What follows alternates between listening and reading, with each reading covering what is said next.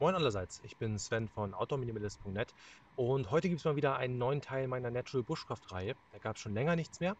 Ich bin bei verschiedenen Sachen am Testen und da kommen auch noch Reviews zu, aber die wollte ich erst noch wirklich getestet haben und auch Langzeittests damit machen. Aber ich habe jetzt mal wieder was gefunden, nach längerem Suchen, muss ich ganz ehrlich sagen, was eigentlich sehr naheliegend ist, wo ich aber noch nicht das gefunden habe, was ich gesucht habe. Und wenn ihr wissen wollt, was es damit auf sich hat, dann bleibt einfach dran. Und zwar geht es um diese beiden Flaschen hier, die ich euch einmal zeigen möchte, als Alternative zu den üblichen Plastikflaschen, die man mitnimmt.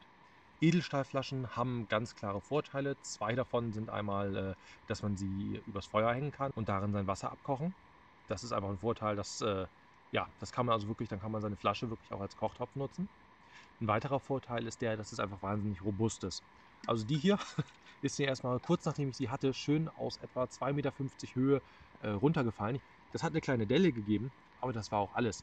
Bei einer Plastikflasche gibt es auch schon sehr, sehr robuste, aber irgendwo ist da halt auch Schluss und dann bricht das ganz schnell mal. Das ist einmal eine 0,75 Liter Wasserflasche, die einwandig ist, sprich die kann ich auch wirklich übers Feuer hängen. Und das ist einmal eine Thermoskanne, also das sind 0,5 und die habe ich speziell für den Winter haben wollen.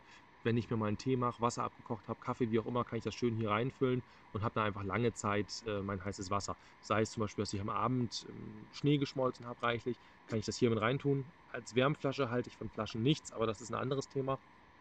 Ist auch Geschmackssache. Aber ich habe halt einfach morgens direkt heißen Tee, wenn ich aufstehe. Ich würde mir zwar auch noch mal ein Käffchen aufsetzen, aber es ist natürlich schön, wenn man sich am Abend genügend Schnee geschmolzen hat. Ich setze mir eben einen Tee auf, fülle das in die Thermoskanne und am nächsten Morgen habe ich gleich meinen heißen Tee da. Finde ich sehr, sehr angenehm und ja, ist einfach so eine Komfortsache. Natürlich kann man doppelwandige Flaschen auf gar keinen Fall übers Feuer hängen. Das gibt eine richtig fiese Explosion. Also das definitiv nicht machen. Das oder mit geschlossenem Deckel auch auf gar keinen Fall übers Feuer hängen. Das nur nochmal als Sicherheitshinweis. Das sollte man auf keinen Fall tun, weil das kann sonst wirklich zu üblen Unfällen führen. Warum dann eigentlich eine Alternative zu Clean Kantinen und Nalgene? Erstmal, das habe ich in meinem anderen Video schon gesagt, ich finde es einfach schön, wir als Outdoor-Land haben einfach wahnsinnig viele tolle Firmen, die richtig gute Sachen produzieren. Das ist, das mag ich einfach. Ich bin ein Freund von Waldkauz, von Jurtenland, von Eco-Brotbox, diese hier, oder von Grützeberg. Ich find das einfach schön. Und zum anderen war ich einfach mit meinen Nalgene und meinen Clean Kantinenflaschen nicht hundertprozentig zufrieden.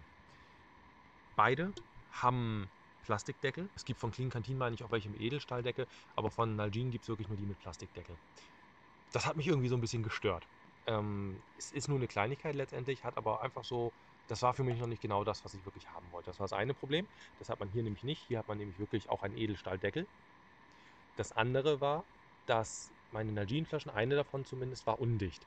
Und zwar nicht, weil der Deckel nicht richtig geschlossen hat, sondern an der Schweißstelle war einfach so ein Punkt, nicht richtig verschweißt, was auch immer, keine Ahnung. Auf jeden Fall ist das Wasser rausgetropft. Das habe ich selber bei einer gehabt, habe das auch mehrfach gelesen, weswegen ich da jetzt auch nicht so erpicht darauf war, mir eine weitere zu holen.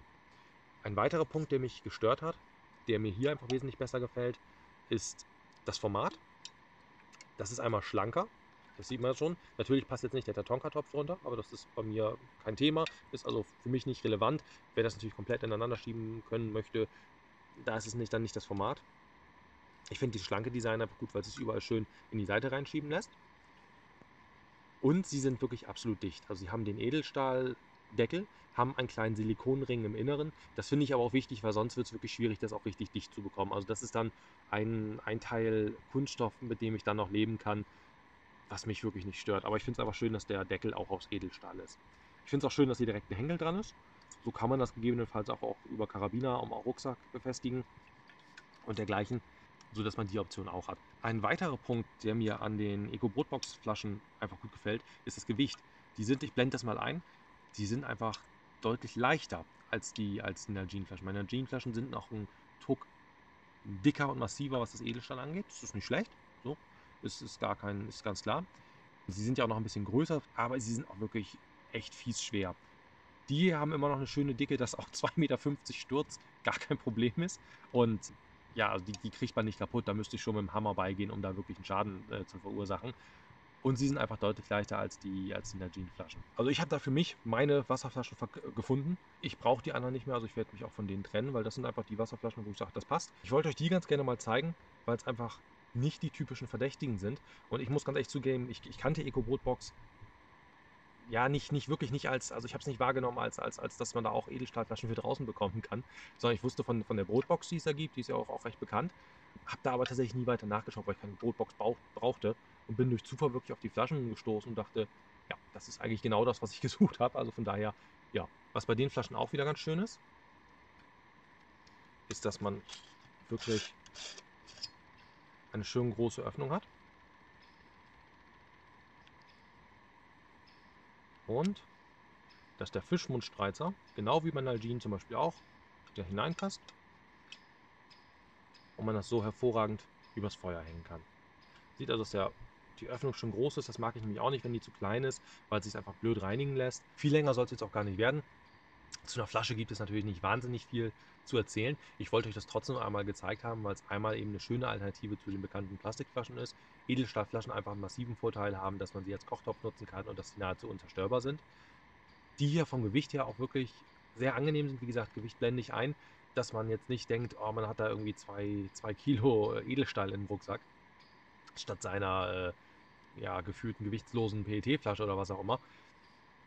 Sondern es ist ein Gewicht, wo man wirklich sagen kann, okay, das passt. Und wenn man es halt wirklich auch als kleinen Kochtopf nutzt, hat man einfach auch wieder eine Multifunktionalität.